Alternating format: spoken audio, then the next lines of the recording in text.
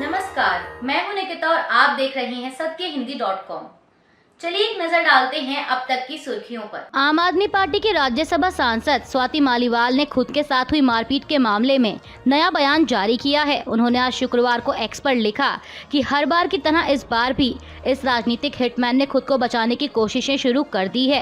अपने लोगों से ट्वीट्स करवाकर आधा बिना संदर्भ के वीडियो चलाकर इसे लगता है कि इस अपराध को अंजाम देकर खुद को बचा लेगा। कोई किसी को पीटते हुए वीडियो बनाता है भला? घर के अंदर की और कमरे की सीसीटीवी फुटेज की जांच होते ही सत्य सबके सामने होगा। स्वाति ने लिखा कि जिस हद तक गिर सकता है गिर जा, भगवान सब देख रहा है, एक ना एक दिन सबकी सच्चाई दुनिया के सामने आएगी। दरअसल आपको बता दें कि सोशल मीडिया पर एक वीडियो वायरल हो रहा है। इस वीडियो को स्वाति मालीवाल से कथित मारपीट के दिन वाला बताया जा रहा है। वीडियो में सुना जा सकता है कि कुछ सुरक्षा कर्मी स्वाति को बाहर जाने के लिए कह रहे हैं, मगर वो जाने से इनकार करती सुनाई देती हैं। प्रधानमंत्री मोदी ने यूपी में चुनावी सभा को संबोधित करते हुए आरोप लगाया कि कांग्रेस और समाजवादी पार्टी के लिए सिर्फ परिवार और सत्ता ही मायने रखती है। पीएम मोदी ने कहा कि किसी भ्रम में मत रहिए। देश जब आज़ादी का आंदोलन लड़ रहा था और उस वक्त देश के टुकड़े करने की बात आती थी तो देश का हर व्यक्ति कहता था कि देश के टुकड़े थोड़ी होते हैं, लेकिन देश के टुकड़े हो गए ना। इन्होंने देश के टुकड़े कर दिए कि किसी भी हद तक जा सकते हैं। इनका ट्रैक रिकॉर्ड ही ऐसा है। प्रधानमंत्री मोदी ने आगे कहा कि कांग्रेस और समाजवादी पार्टी के लिए देश कुछ नहीं है, इनके लिए परिवार और पावर ही सब कुछ है। सपा और कांग्रेस वाले पावर में आए तो रामलला को फिर से टेंट में भेज देंगे और मंदिर पर बुलडोजर चला देंगे। पीएम मोदी ने तंज कसते हुए कहा कि जरा योगी जी से ट्यूशन लो कि बुलडोजर कहां चलाना है और कहां नहीं चलाना है। प्रधानमंत्री मोदी ने आगे आरक्षण के मुद्दे पर भी विपक्ष को घेरा। उन्होंने आरोप लगाया कि कांग्रेस आरक्षण खत्म कर रही है और समाजवादी पार्टी उसका साथ दे रही है।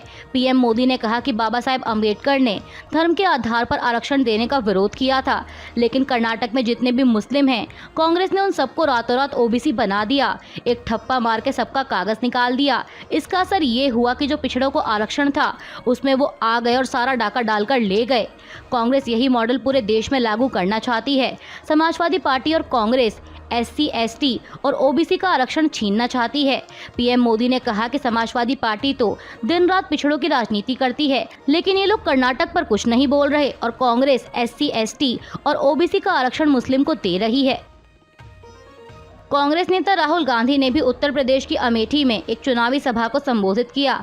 इस दौरान राहुल गांधी ने कहा कि मैं अमेठी में पहली बार 42 साल पहले आया था। जब मैं 12 साल का बच्चा था तब मैं अपने पिता के साथ आया था। जो भी मैंने राजनीति में सीखा है वो अमेठी की जनता ने मुझे सिखाया है। उन्होंने कहा कि पहली बार जब आया था तब यहाँ कोई विकास नहीं था। मैंने अपनी आंखों से अपने पिता और अमेठी के बीच मोहब्बत भरा रिश्ता देखा है। मेरी भी ऐसी ही राजनीति है। मैं अमेठी का था, अमेठी का हूँ और अमेठी का रहूंगा। राहुल गांधी ने कहा कि मैं भले ही रायबरेली का सांसद बनूंगा, लेकिन जो रायबरेली के लिए होगा वो अमेठी के लिए भी होगा। अगर 10 रुपए रायबरेली में आएंगे तो वो रुपए अमेठी में भी आएगा। उन्होंने कहा कि मैं आपसे दिल से जुड़ा हूँ, मैं आपका हूँ।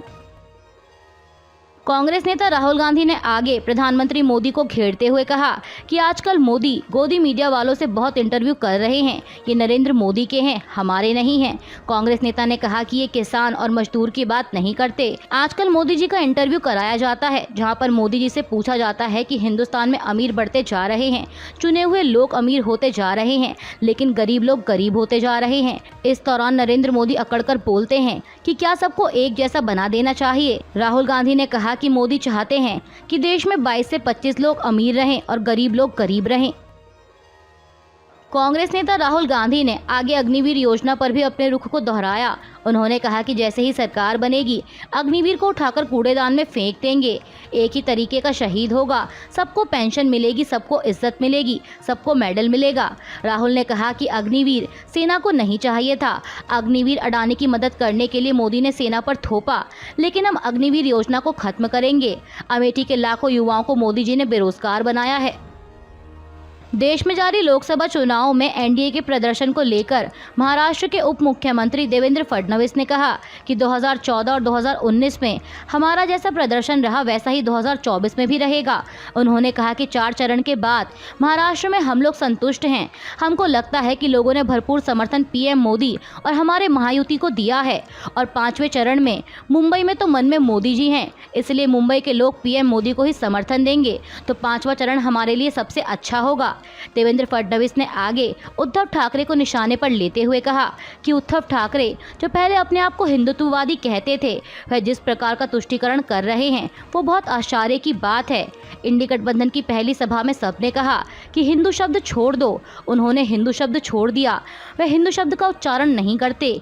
उनकी रैलियों में अल्लाहू अकबर के नारे लगते हैं और टीपू सुल्तान जिंदाबाद के नारे लगते हैं। फडणवीस ने कहा कि अब वोट जिहाद की बात हो रही है। पीएम मोदी को हराने के लिए वोट जिहाद की बात चल रही है। मैं अपील करना चाहता हूं कि आप लोग दिखा दीजिए कि वोट जिहाद नहीं चलेगा, वोट का समर्पण चलेगा। कांग्रेस महासचिव केसी वेणुगोपाल ने कहा कि अमेठी और रायबरेली में हम जीत रहे हैं।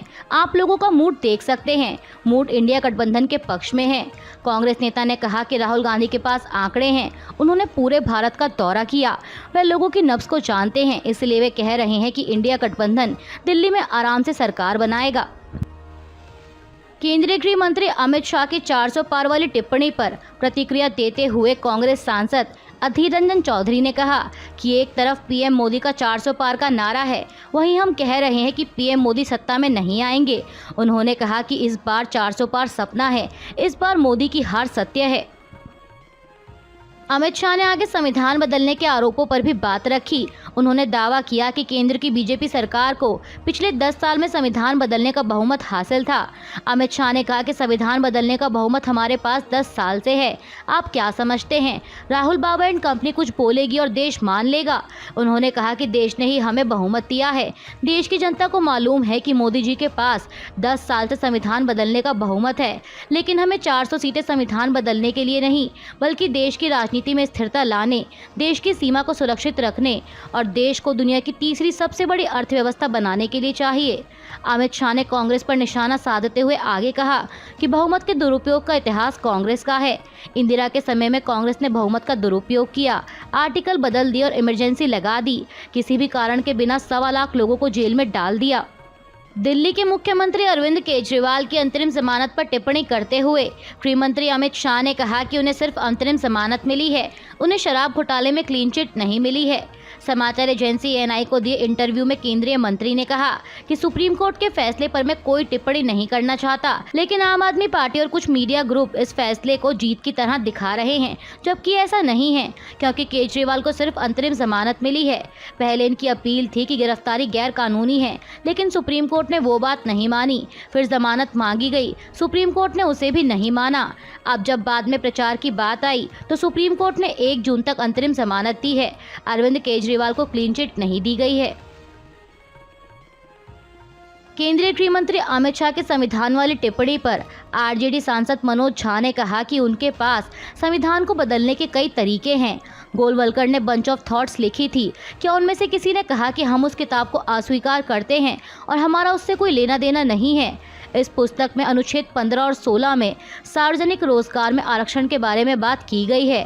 मनोज झा ने पूछा कि अमित शाह ने जनता को कितना रोजगार दिया, बल्कि नौकरियां खत्म करने से आरक्षण ही खत्म हो गया। अमित शाह के रवैये के अनुसार ना तो देश और ना ही संविधान उनके हाथों में सुरक्षित है। आरजेडी नेता ने कहा कि इंदिरा गांधी के पास 400 सीटें नहीं थी, लेकिन उन्होंने बांग्लादेश बनाया क्योंकि उनके पास हिम्मत और हौसला था जो आप में नहीं हो सकता। अमित शाह की टिप्पणी पर शिवसेना यूबीटी नेता संजय राउत की भी प्रतिक्रिया आई है। राउत ने कहा कि आपने संविधान बदलने की तैयारी शुरू की है, आप अपने हितों के लिए कुछ भी कर सकते हैं। 10 वर्षों में आपने देश हित में कुछ नहीं किया।